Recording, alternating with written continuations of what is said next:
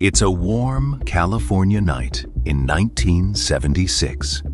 You're lying in your own bed, windows cracked open just enough to let in a gentle breeze. The house is quiet except for the distant hum of crickets. Then you hear it, a faint click, the sound of a window screen being carefully removed. Soft, deliberate footsteps cross your living room floor. Your heart pounds before your mind can even process what's happening. A shadow falls across your face. Before you can draw breath to scream, a gloved hand clamps tightly over your mouth. A low, ice-cold voice whispers right beside your ear. "If you move, I'll kill you." This wasn't a nightmare. This was real. This was the terrifying reality for dozens of families across California, the beginning of one of the longest, most vicious crime sprees in American history. A predator who moved like a ghost, studied his victims for weeks, and left behind nothing but fear, trauma, and unanswered questions. For more than 40 years, he remained invisible, a phantom who struck without warning and vanished into the night. Then, in one stunning moment, powered by cutting-edge science, the mask finally came off. His name was Joseph James DeAngelo. And tonight, you're going to walk with me through every shadow he cast. It began quietly, almost deceptively small. In the mid-1970s, in Visalia, California, residents started noticing a strange burglar.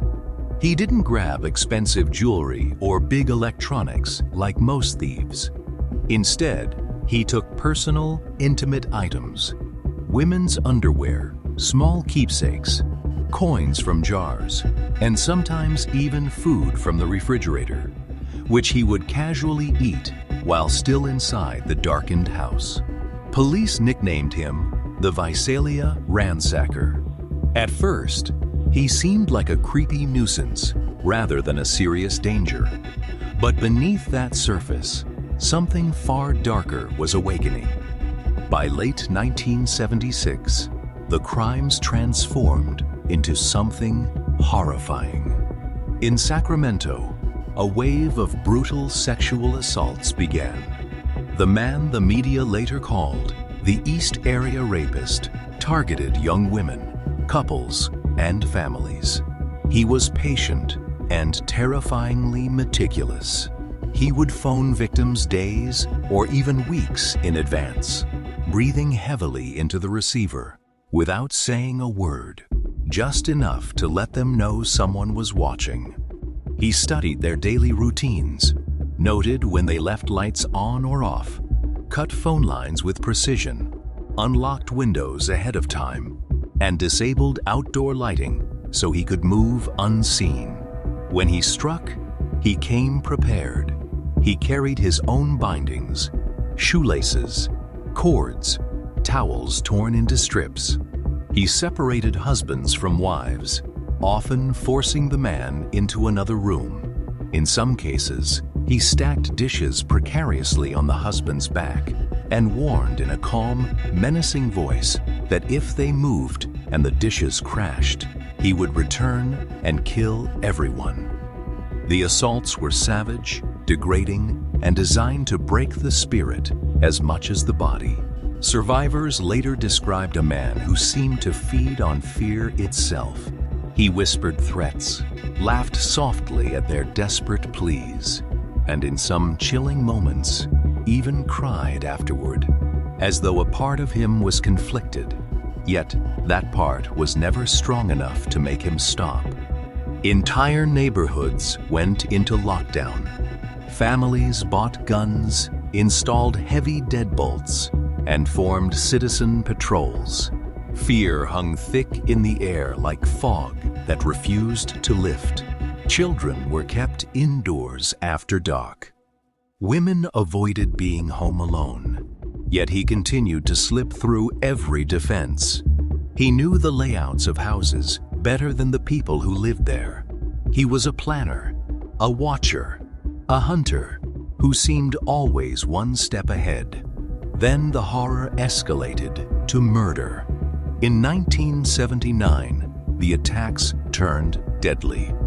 On January 2nd, a young couple, Brian and Katie Magiro, were simply walking their dog in Rancho Cordova when they were gunned down in cold blood. There was no robbery, no sexual assault, just sudden, execution-style killings. It felt deeply personal, as if the couple had accidentally crossed his path and seen something they were never meant to see. The killer expanded his territory southward into Southern California. The press eventually gave him the name Golden State Killer, a title that captured both the vast area he haunted and the sunny state he turned into a landscape of fear. The murders grew even more savage. In one heartbreaking case, newlyweds Lyman and Charlene Smith were bound with luxurious cord and brutally bludgeoned to death in their own bedroom.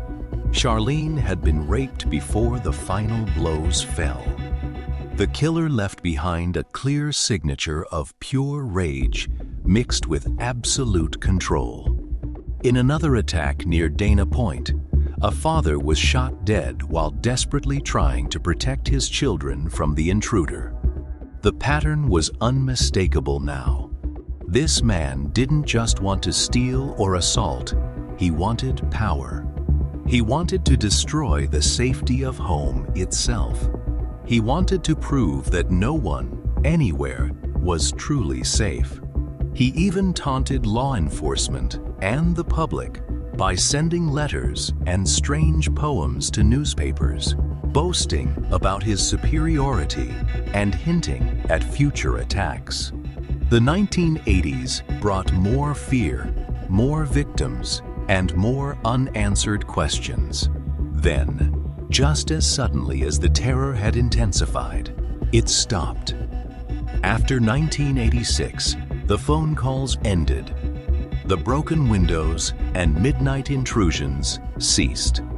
Detectives were left wondering, had he died, moved to another state, been arrested for some unrelated crime, and locked away?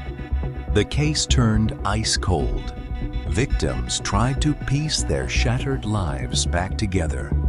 Children grew up without fathers or mothers. Families carried the unbearable weight of unsolved grief year after year, decade after decade. But he had not disappeared.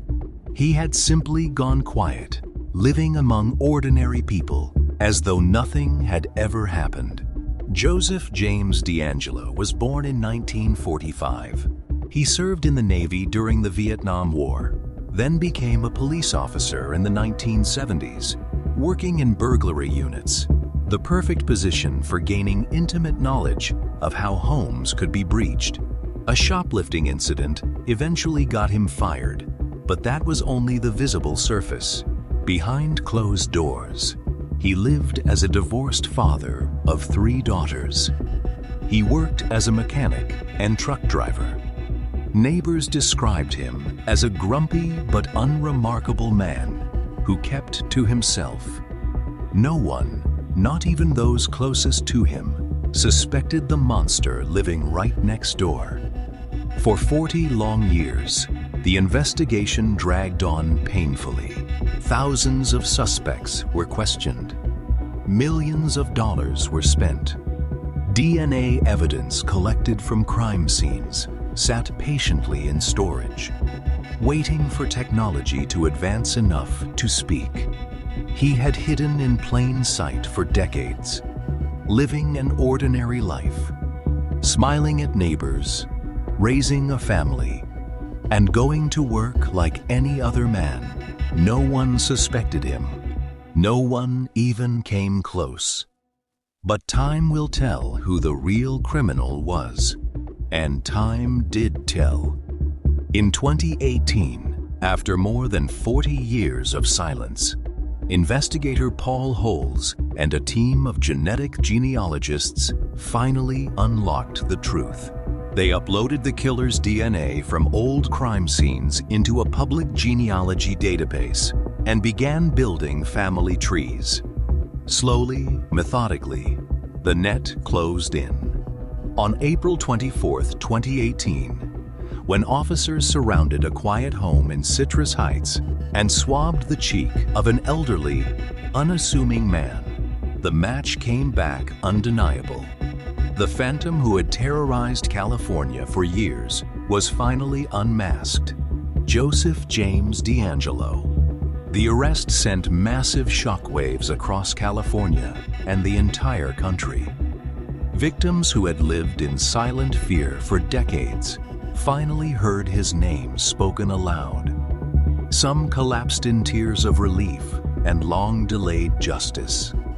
Others felt burning rage that he had lived a free, normal life while they suffered nightmares every single night. The courtroom scenes that followed were raw and emotional. Survivors stood tall and faced the man who had stolen their peace so many years ago. Families of the murdered wept openly as decades of painful, unanswered questions finally began to find resolution. DeAngelo remained mostly silent at first, but the mountain of evidence eventually overwhelmed him. In 2020, he entered a guilty plea to escape the death penalty. He admitted to 13 murders, dozens of rapes, and more than 100 burglaries. The courtroom grew heavy with emotion as victim impact statements filled the air.